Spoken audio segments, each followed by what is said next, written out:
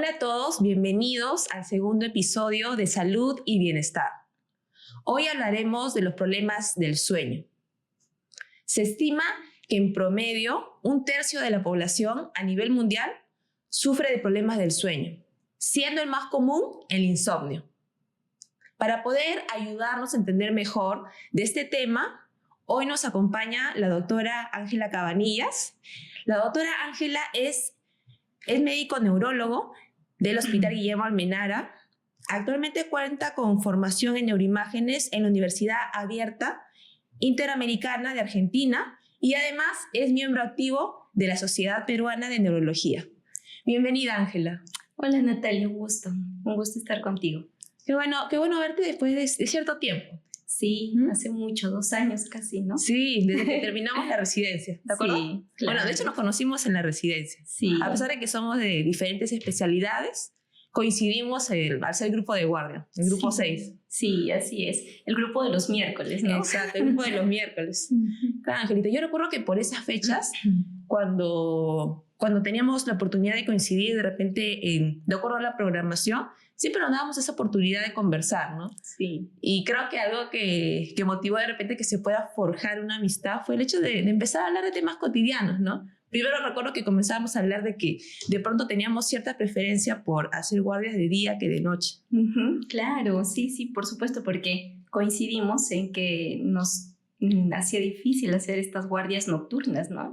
Ya que ambas cuidábamos mucho nuestras horas de sueño y lo difícil que era para nosotros pues interrumpir nuestro sueño del día a día, ¿no?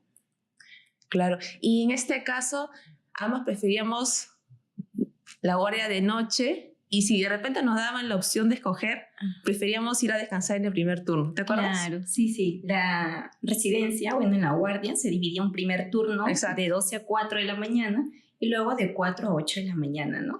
Y nosotras pues preferíamos el primer turno de 12 a 4. Era como que se ajustaba un poquito más a las 2. Claro, sí, más fisiológico, ¿no? Más fisiológico de todas maneras, que ya iremos conversando seguramente. Sí. Muy bien, entonces Angelita, primero quiero que me definas qué es el insomnio. ¿Cuál es la definición que le podemos dar al insomnio? Claro, de repente para hablar un poquito más del insomnio y poder entender qué es esto, sería importante también hablar del sueño, ¿no? El sueño pues es un mecanismo fisiológico necesario de todos los mamíferos, sobre todo los humanos, ¿no? Para poder recuperarnos, para poder restablecer emociones y sobre todo, pues no se tiene mucho la función del sueño en realidad muy bien conocido, pero sí se sabe que cuando no dormimos bien, sí empiezan a haber problemas en el cuerpo. Así que el insomnio es parte de uno de los trastornos del sueño y este insomnio, pues sí, según la DMS-5, es un tipo de trastorno del sueño, el más frecuente de todos los trastornos y el que puede alterar nuestra capacidad cognitiva, de aprendizaje y emociones, ¿no? De las personas. Sí, muy bien. Y por ejemplo, yo recuerdo que en alguna oportunidad, en varias oportunidades he tenido pacientes en la consulta que justamente acuden por problemas para dormir. Por ejemplo, tengo el caso de un paciente, ¿no? Que me indicó al principio que él, por ejemplo, podía conciliar el sueño, pero que a determinada hora, a la mitad de las primeras 4 horas, se despertaba. Luego tenía otro paciente que me indicaba que se iba a descansar, se iba a la cama y demoraba muchas horas en conciliar el sueño.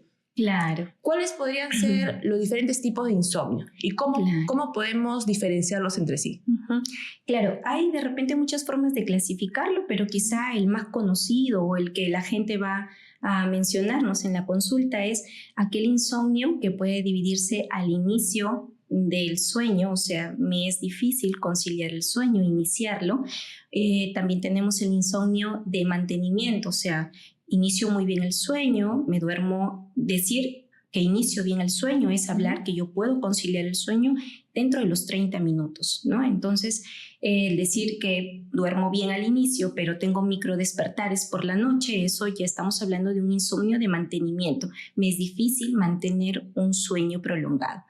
Y luego también podemos hablar del despertar temprano. Esa persona que duerme muy bien al inicio, pero después mantiene un sueño, digamos, estable, no interrumpido, pero solo duerme 4 o 5 horas y se despierta muy temprano cuando quizá no lo es, ¿no? No es necesario para esa persona y ya no puede recuperar más, no puede, digamos, empalmar sus horas de sueño. Entonces, se pueden decir que quizá hay unos 3 tipos de insomnio, pero también podemos clasificar el insomnio por tiempo.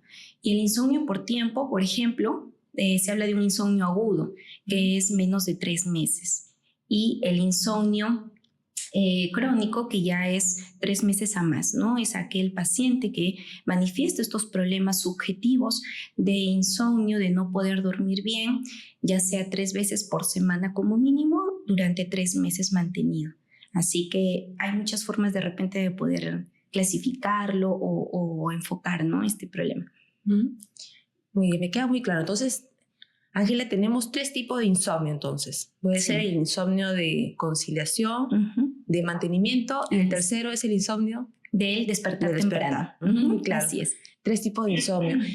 Y por ejemplo, a veces, bueno, a título personal, a mí me agrada mucho el tema de tener buenos hábitos para tener un sueño reparador. Entonces, en definitiva, yo creo que de acuerdo a la calidad de sueño que tengas, va a definir mucho cómo va a ser tu día. Sí, definitivamente. Entonces, dicho esto, ¿qué consecuencias primero nos puede tener a nivel físico el insomnio? Sí, claro que sí. Bueno, en el insomnio, ya que es una alteración de la estructura natural de las fases del ciclo del sueño, pues aquí al día siguiente nosotros podemos manifestar problemas, para empezar, emocionales como irritabilidad, sensación de cansancio, problemas sobre todo cognitivos, ¿no? Hay un lentecimiento para el aprendizaje y también problemas para decidir o tomar decisiones, ¿no? Para poder de repente resolver un problema, aparte de lo que el cuerpo pueda físicamente manifestar, ¿no? Que es pues el cansancio. Emocionalmente es también una repercusión que se puede ver, ¿no? Con el insomnio. Claro, algo que has comentado al inicio, Ángela, a nivel cognitivo. Por ejemplo, a ver, creo que también te puede haber pasado. Los estudiantes de medicina, sabemos que la época en la que somos estudiantes dormimos pésimo. ¿Por qué? Porque estamos con las exposiciones, estamos con los exámenes. A mí me pasaba, por ejemplo, que a veces no me daba tiempo y me amanecía porque sabía que al día siguiente tenía un examen. Pero ahora que lo pienso, de las veces que me tocó amanecerme, no recuerdo que me haya quedado muy clara las ideas de lo que había estudiado ese día, luego de un par de días de que se haya dado el examen. Entonces, ¿en qué forma me puede afectar en lo que respecta a mi capacidad de aprendizaje el no dormir bien? Claro, durante el aprendizaje, o bueno, digamos lo que más afecta el tema del insomnio concernente lo que es el aprendizaje, pues es el tema de la memoria reciente, ¿no? La memoria, hay diferentes tipos, pero es la reciente la que más se ve afectada, o sea, es difícil recordar hechos recientes, sobre todo, por ejemplo, si algo hemos leído, hemos estudiado, pocas horas antes. Por eso uno justamente siempre se preguntaba, pero lo acabo de leer recién. Y es que justamente es esta memoria reciente la que se ve afectada.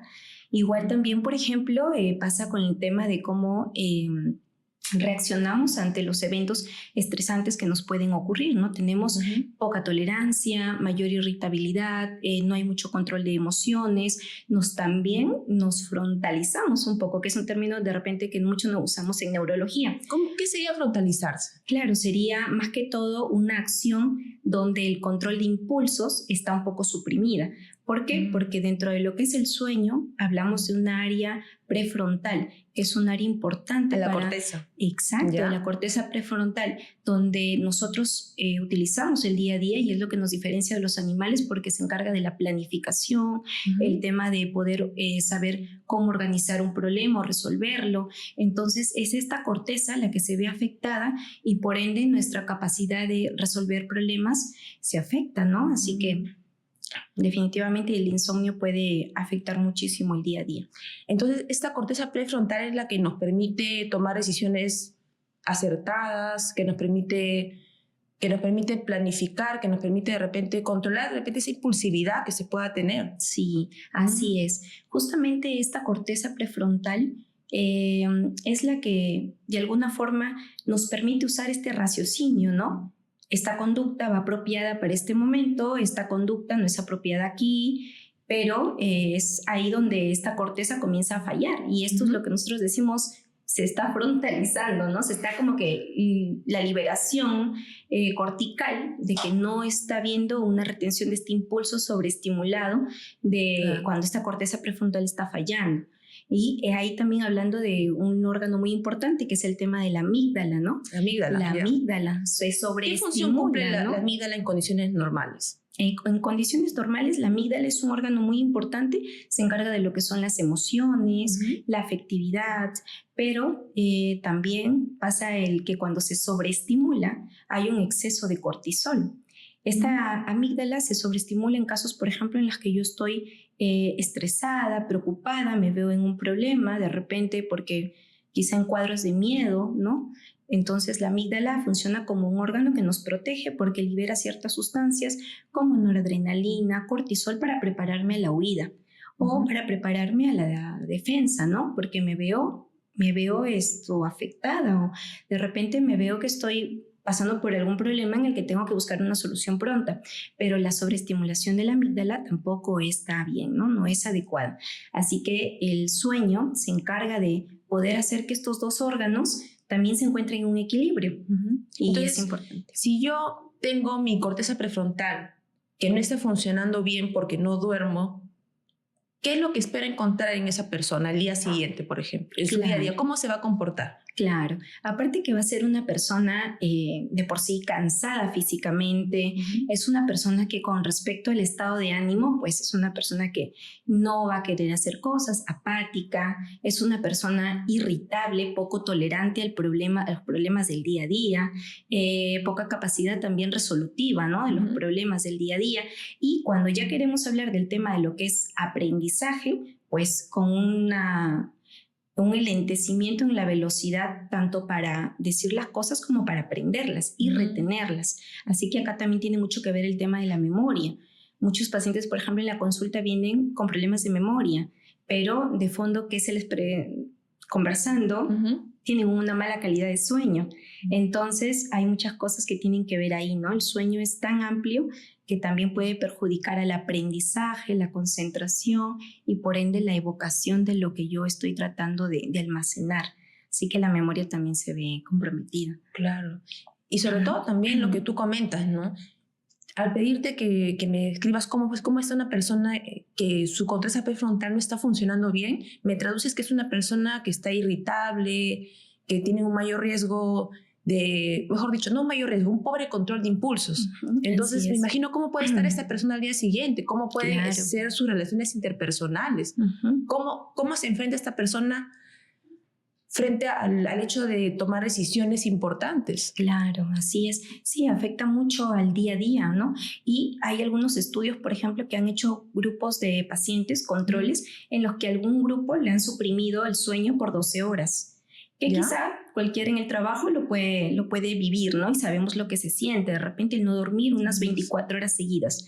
Pero en otro grupo de personas, por ejemplo, se les suprimió el sueño 48, en otro grupo 72, en otro grupo más tiempo. Entonces, se va comparando estos grupos para poder ir viendo cuáles son las diferencias que aparecen en cada uno de ellos y se va demostrando que mientras menos dormimos, pues más cosas se van perdiendo. Por ejemplo, el tema de los reflejos, ¿no? Eso que nos hace, digamos, protegernos.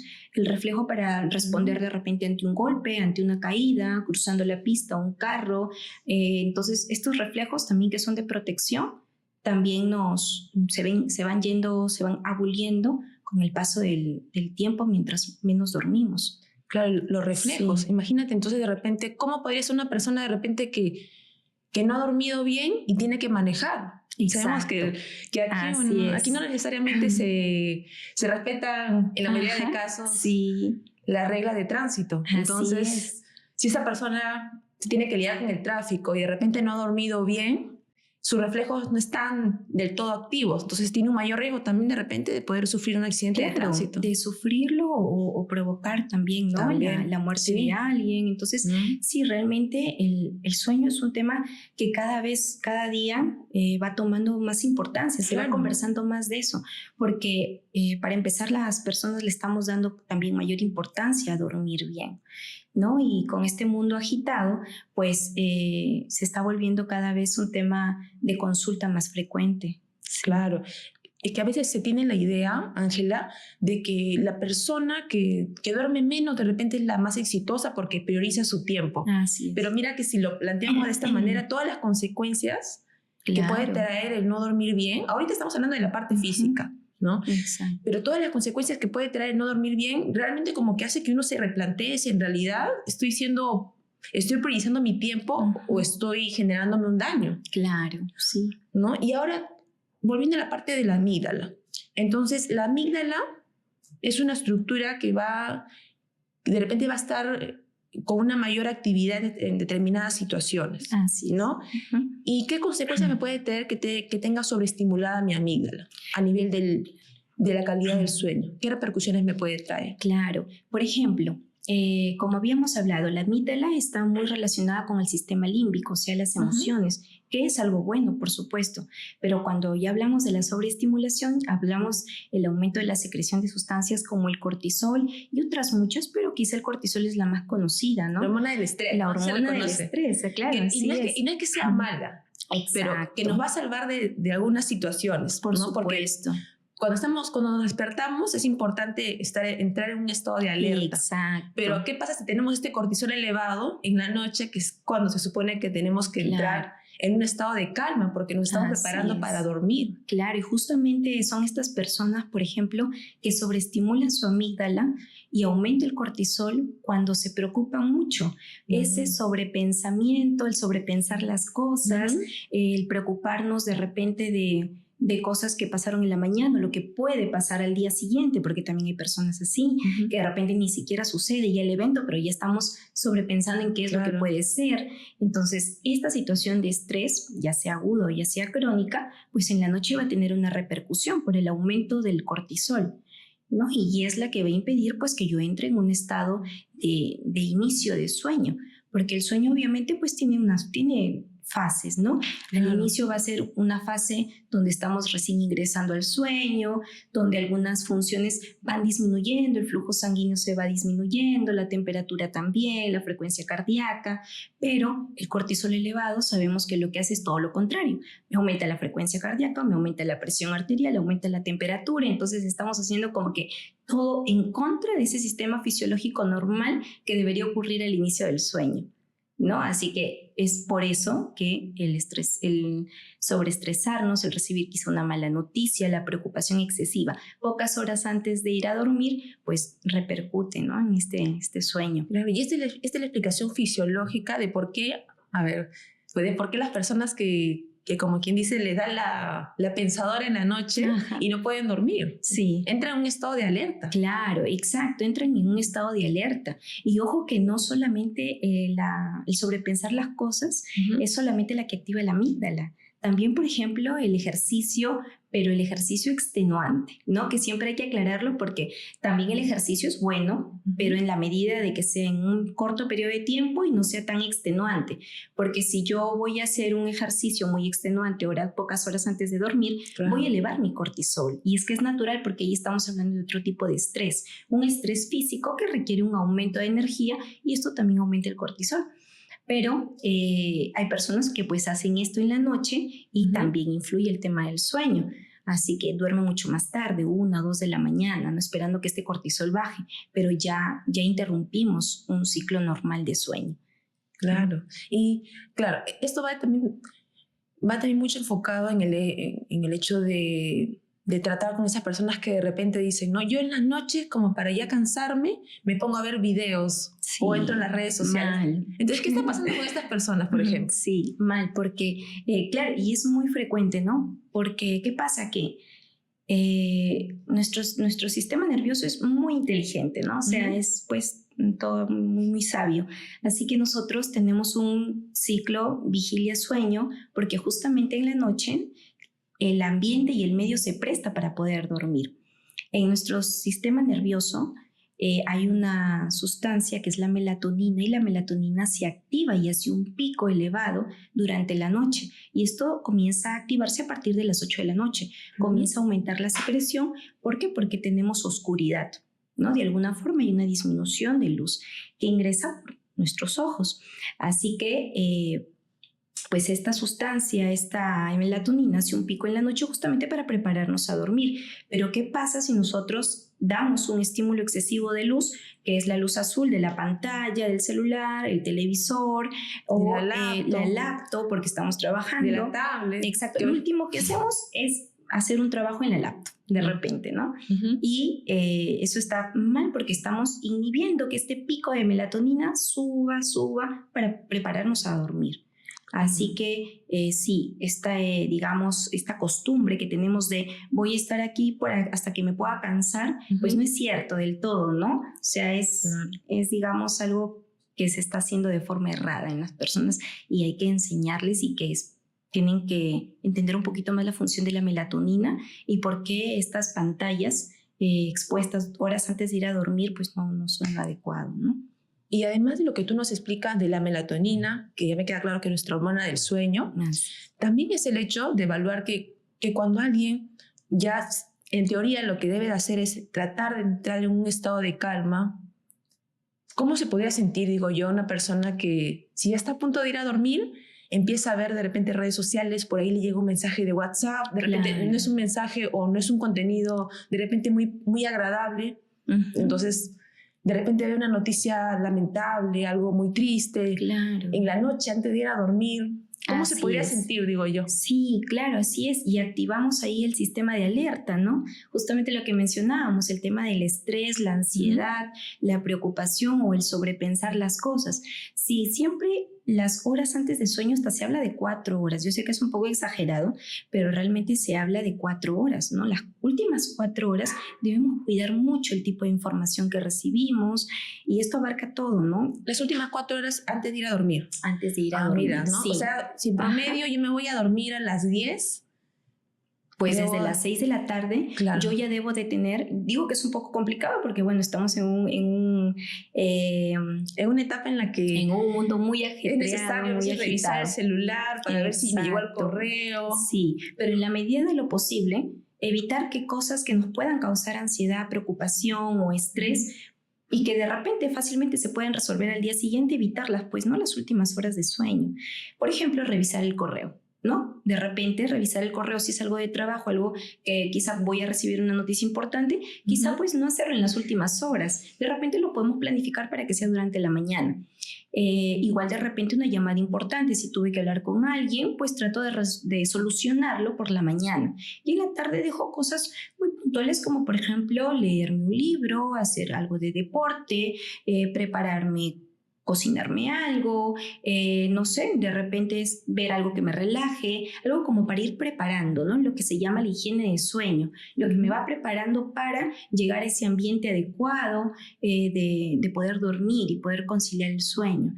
Obviamente cada persona va a tener pues un ritmo y una forma diferente de planificarlo, pero la idea está ahí, ¿no? Esa es la idea. Muy bien.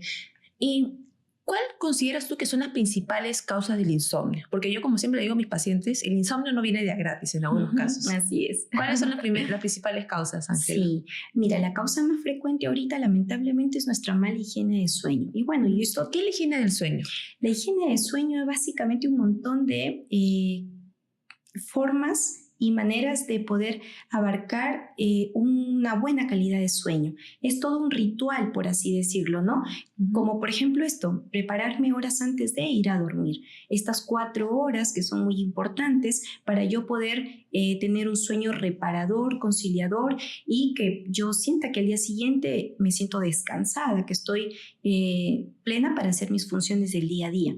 Entonces, cuando hablamos de higiene del sueño, estamos hablando de que abarca no solamente la preparación previa a dormir, sino también cómo dormir, y qué es lo que voy a hacer al momento de despertar, ¿no? Es todo ese sistema de planificación. También es evaluar cuál es el último contenido al cual tengo acceso, de repente también qué como, horas previas.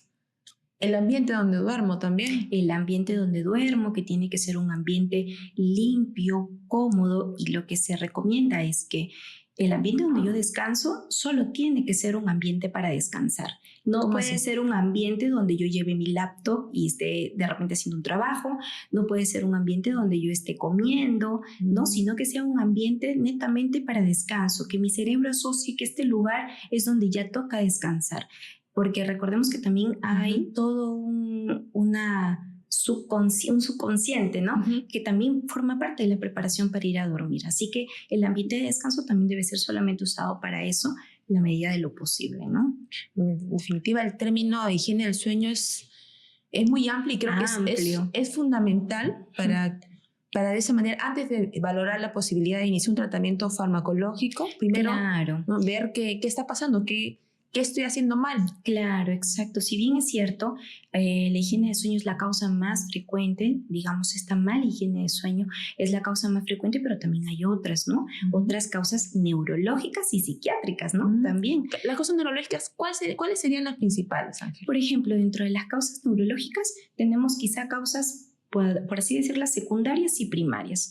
Por ejemplo, una causa neurológica, algún dolor, por ejemplo, un dolor neuropático, por ejemplo, una cefalea intensa, un cuadro migrañoso, un dolor que me esté incapacitando poder iniciar mi sueño, ¿no? Alguna manifestación física, pero digamos que causas primarias, cosas que los pacientes no suelen reconocer el por qué, son por ejemplo enfermedades neurodegenerativas. Cada vez se demuestra más que los pacientes antes de manifestar un problema neurológico, como por ejemplo en el caso de Parkinson y Alzheimer, estos pacientes años antes ya tuvieron problemas de sueño y nadie se preguntaba por qué, ¿no?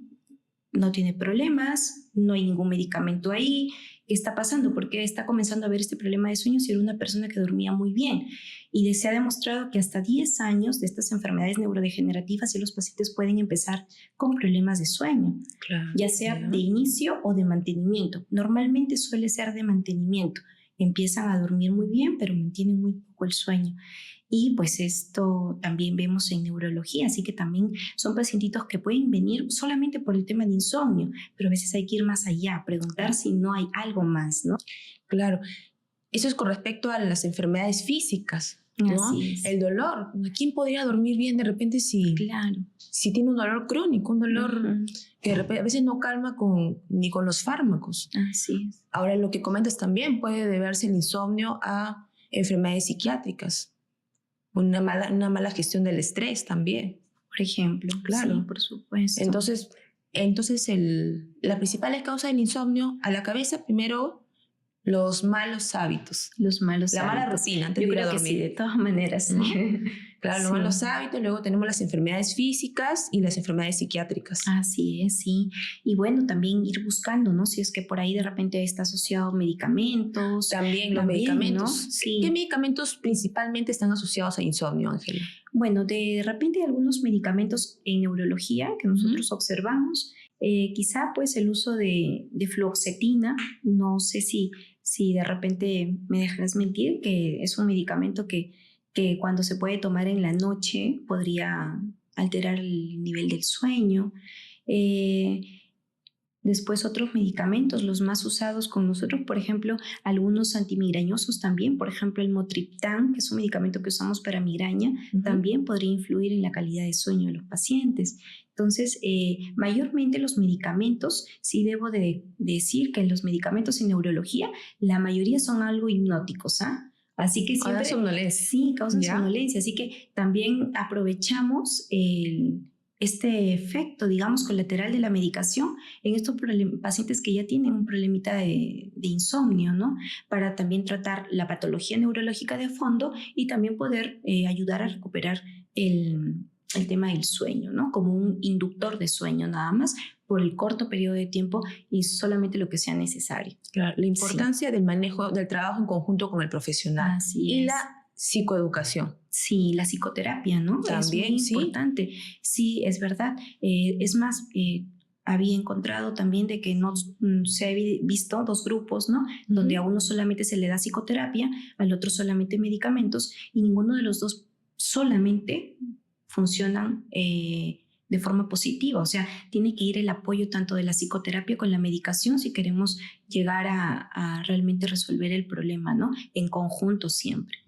Porque como tú bien has comentado, en lo que respecta a la hiperactividad de la amígdala, ¿no? Sí. Personas que de repente no controlan sus pensamientos. Claro, no saben gestionar de repente sus emociones. O el estrés también. Así es. El estrés, Sí. que es muy frecuente. Claro, sí, es verdad. Y bueno, también recordar que quizá las horas de sueño en los adultos, digamos, adultos mayores, nuestra etapa adulta joven y de un niño, pues tampoco va a ser igual, ¿no? También Sí. eso es importante, también por la misma fisiología. Claro, por ejemplo, los adolescentes o los niños deben dormir el mismo número de horas que un adulto o que un adulto mayor.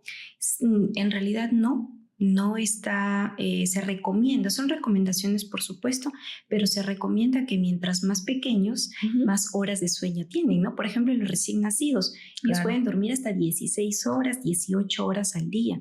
En cambio, ya conforme vamos creciendo, un niño de 5 años ya va disminuyendo sus horas de sueño a 14, a 12 horas, un chico un poquito más grande, adolescente, pues ya va durmiendo hasta unas 10 horas, y ya en la etapa adulta, pues unas 7, 8 horas como mínimo, ¿no? Como mínimo. O sea, el tiempo recomendable, exacto. Es 7 a 8 horas un adulto. Un adulto. Y en el caso de los adultos mayores, Ángela, por lo menos yo en la consulta, es muy frecuente que un motivo por el que ellos deciden acudir a consulta o que a veces los cuidadores deciden llevar a sus familiares es porque no duermen. Sí. En el caso de los adultos mayores, ¿cuál sería la explicación de que ellos de repente cursan con más insomnio o de repente tienen un sueño más superficial, por así decirlo? ¿Cuál sería la explicación? En los adultos mayores pasan muchas cosas. Ya obviamente hay un cambio también hormonal y de sustancias que ya no se producen igual como cuando estábamos jóvenes, ¿no?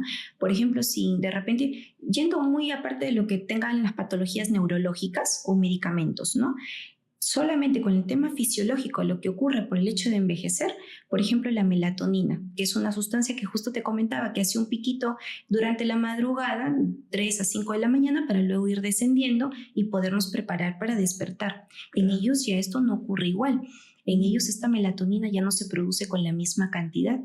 Entonces ellos por eso es que tienen problemas para el mantenimiento del sueño, más que para el inicio. Son adultos mayores que se levantan en la madrugada muchas veces o que se levantan en la madrugada y ya no pueden terminar de conciliar el sueño, ¿no? Entonces eso, por ejemplo, con el lado de esta hormona, pero también puede ocurrir, y es bastante lógico entender que con el paso de los años el sistema linfático del cerebro, linfático, ¿Qué es el sistema linfático? Sí, es el sistema linfático, pero a nivel del sistema nervioso central. Ya. Exacto, ahí arriba tenemos un sistema linfático que se llama linfático, ¿no?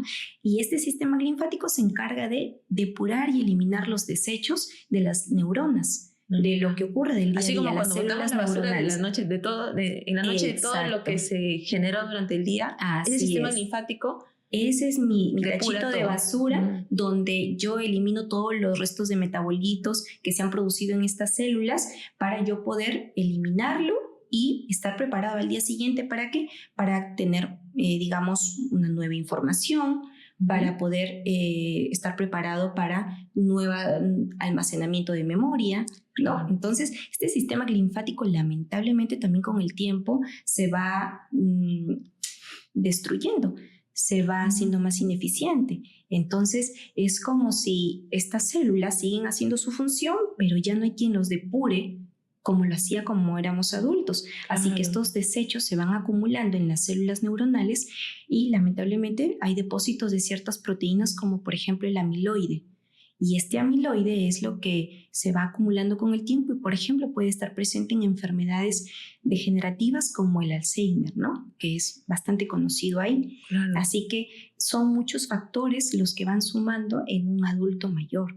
Ay, mira, esa información que tú comentas de verdad que es que muchas personas no lo tienen en cuenta, mejor dicho, no lo saben. Claro. Y no lo dicho saben. esto, Ángela, si tú comentas que conforme va pasando los años, la capacidad de funcionamiento del sistema linfático va disminuyendo, ¿cuál es la asociación que podríamos encontrar entre una mala calidad del sueño, el hecho de tener o de padecer insomnio crónico, con el riesgo de tener demencia, por ejemplo?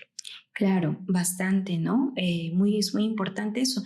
Por supuesto, hay una relación y esto también está directamente proporcionado con el tiempo. Si es que yo, mientras más joven, tengo problemas de sueño y esto se hace más mantenido, pues quizá no lleguemos a un estado de demencia, porque para hablar de demencia hay muchos factores de riesgo también involucrados en su entorno, pero definitivamente un deterioro cognitivo, un problema de insomnio crónico puede generar.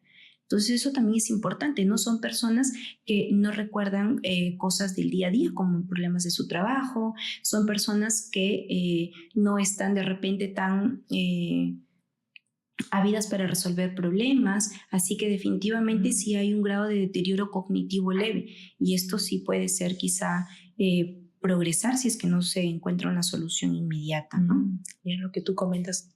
Entonces, aparte de que la persona que padece de insomnio va a continuar con una fatiga crónica, no se va a permitir disfrutar de su día a día, aparte va a haber un riesgo de tener deterioro cognitivo. Sí, por supuesto, así es. El deterioro cognitivo en neurología lo dividimos en leve, moderado y severo, según algunas escalas de puntuación, y cuando ya del deterioro cognitivo severo, esto progresa a un cuadro de dependencia, o sea, donde yo tengo que valerme de otra persona para poder hacer actividades del día a día como cambiarme, alimentarme, ya llamamos demencia, ¿no?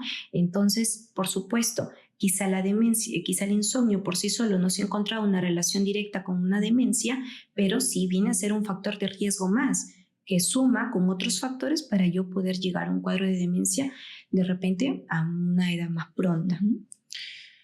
Angelita, y también hay dos tipos de personas, ¿no? Las personas que se van a dormir temprano, como en nuestro caso. Sí. Que no vamos a dormir temprano y que ya determinada hora, los que nos conocen saben que ya a determinada hora no respondemos WhatsApp. Ajá, sí.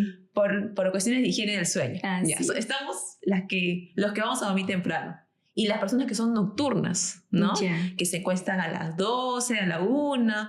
Entonces, dicho esto, ¿es lo mismo dormir temprano que tarde? No, definitivamente no es lo mismo, ni tampoco es cierto el hecho de que no duermo hoy y mañana lo recupero. Ay, mira, eso lo he escuchado con mucha frecuencia. Claro, sí. No dormí en la noche, pero yo me duermo todo un día seguido, el día siguiente, ¿no? 24 horas. Sí, no. O dicen de repente, no, ya de lunes a viernes, por temas de trabajo estoy durmiendo 5 horitas, pero el sábado y el domingo voy a dormir de corrido 12 horas y ahí me recupero. Recupero todo lo que no había hecho en la semana. ¿El sueño no se va a poder recuperar? Claro, el sueño no se recupera porque el sueño es un acto fisiológico que anda también de la mano con un ritmo circadiano, un reloj biológico. ¿Qué es nuestro ritmo circadiano? Claro, el ritmo circadiano es aquel patrón cíclico en el cual va a continuar su ritmo sin importar los factores ajenos o externos. Por ejemplo, el sueño. Yo puedo no dormir hoy día en la noche, pero mi ritmo circadiano sigue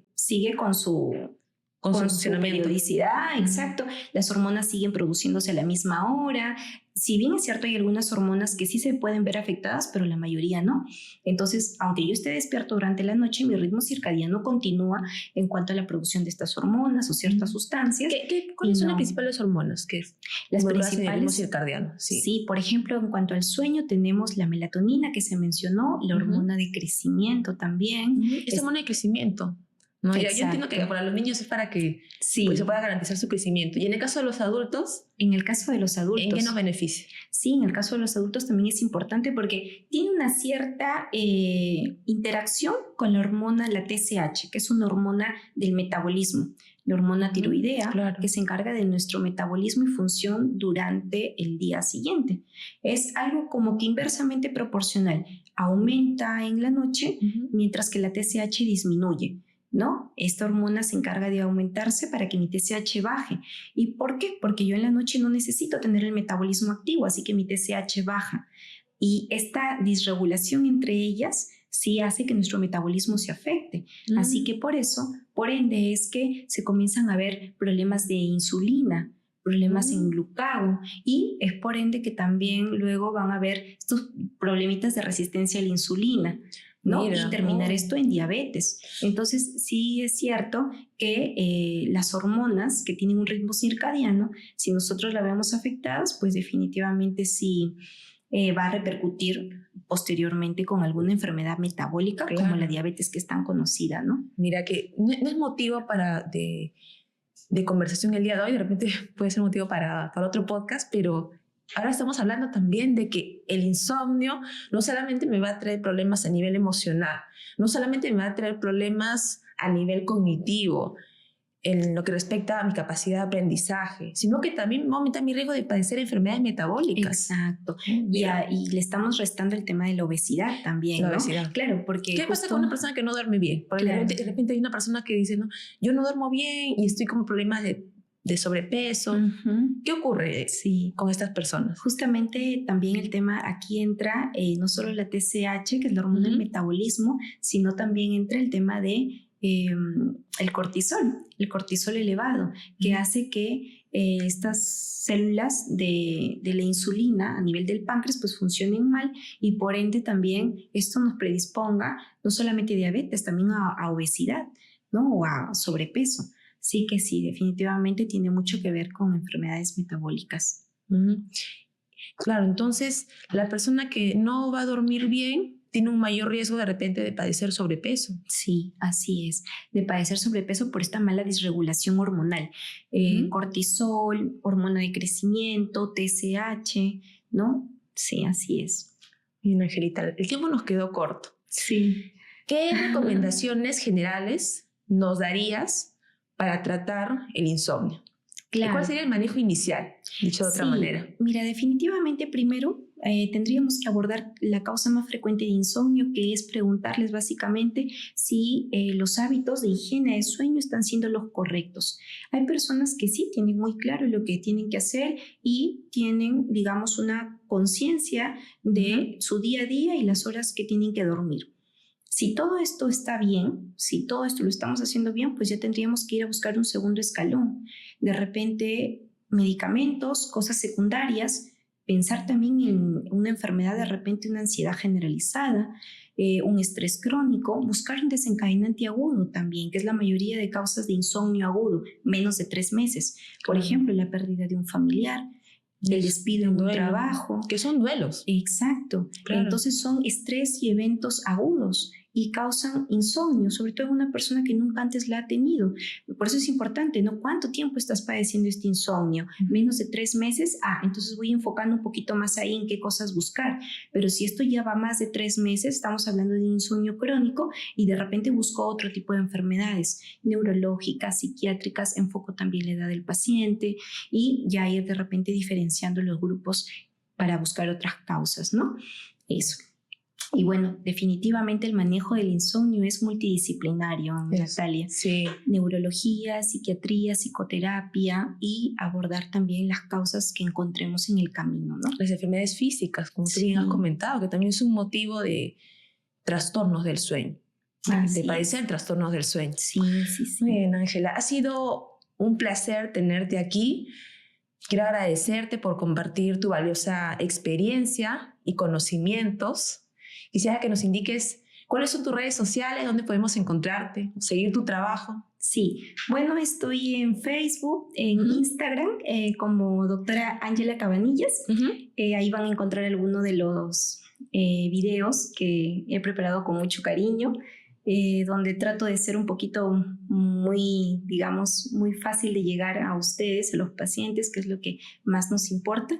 Y ahí nos encuentran con información, digamos, muy, muy importante, al menos las más frecuentes, ¿no? Las que son del día a día en la consulta.